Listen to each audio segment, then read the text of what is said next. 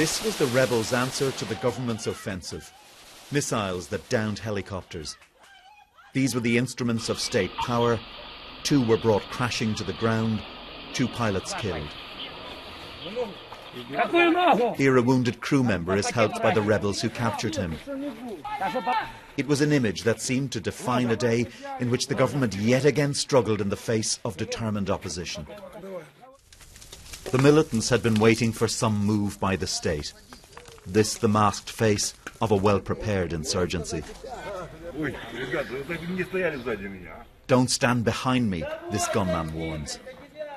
Here petrol bombs being prepared. Ammunition brought forward, and a promise of fire down the road any soldiers might come. But it was here on this bridge that Ukraine's army was confronted by its own citizens. Helicopters deployed troops onto this strategic crossing 6 miles from Sloviansk. But the people refused to allow them cross. Firing in the air, they tried to push on, but it simply increased the emotion. This elderly man was treated for shock. But as the stalemate on the bridge deepened, we found a mood of defiance. I am prepared to take the gun. If need for my land. You understand me?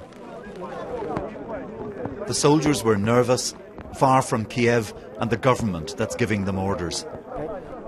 You don't seem to control very much here. What's happening?